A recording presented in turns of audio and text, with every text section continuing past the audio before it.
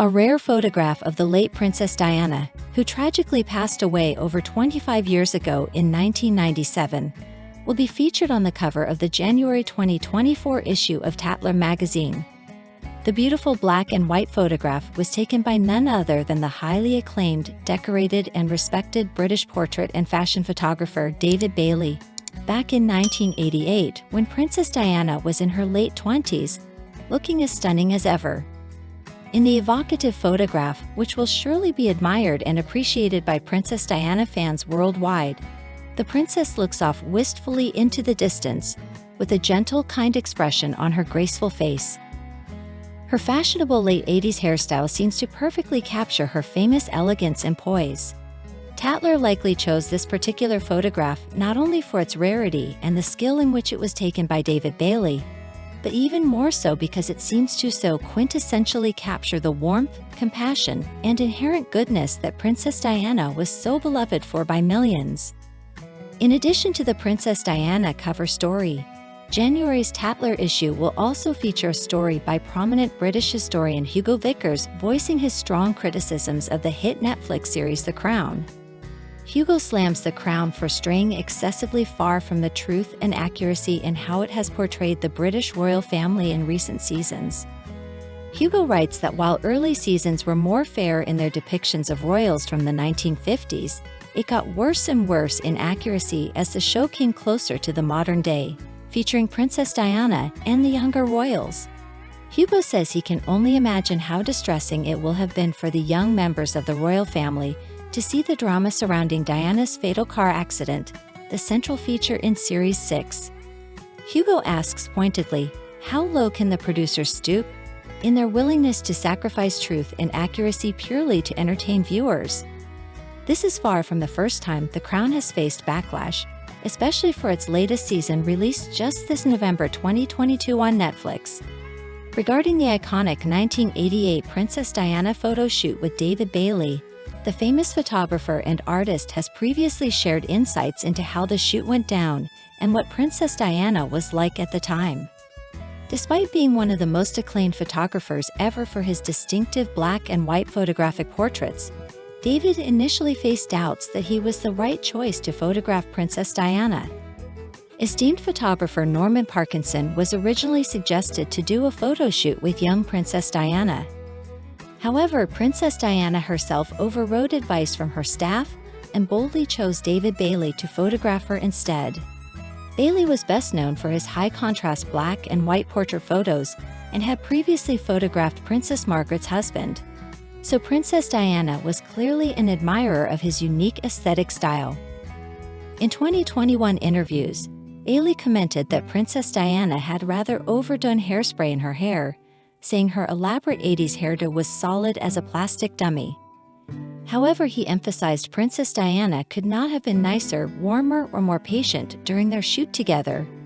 Bailey said that even when his assistant truly messed up by dropping heavy equipment on Princess Diana's head, she waved it off gracefully, saying, "Don't think about it, it was a terrible accident."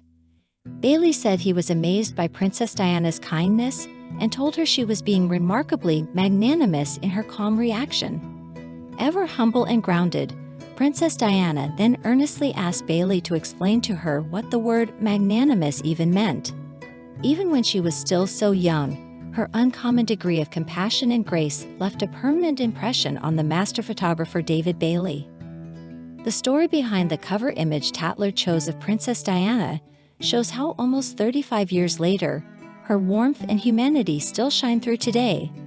As the prominent historian Hugo Vickers' scathing criticisms of Netflix's The Crown also suggest, even decades later attempts to sensationalize or misrepresent Princess Diana's history and character face intense public scrutiny and rebukes for failing to capture her profound uniqueness that made her the people's princess now and forever. The recent second episode of the smash hit Netflix series The Crown, which chronicles the reign of Queen Elizabeth II, contains some scenes that do not accurately reflect true events, according to royal experts and journalists.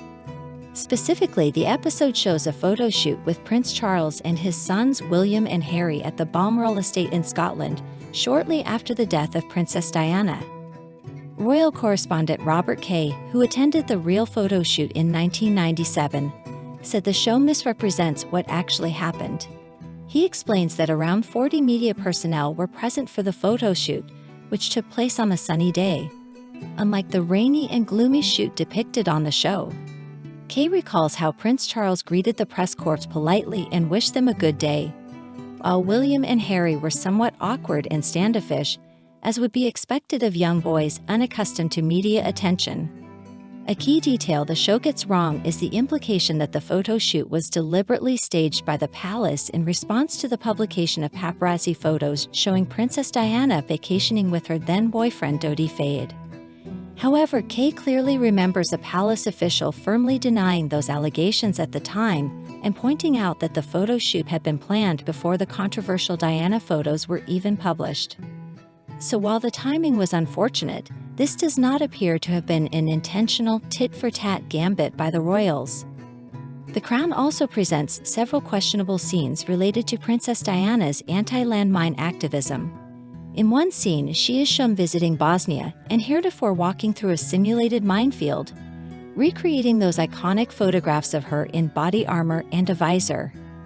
However, as royal historian Robert Hardman points out, the memorable photos of Diana in that protective gear were actually taken several months earlier during a trip to Angola to support the Halo Trust landmine removal efforts.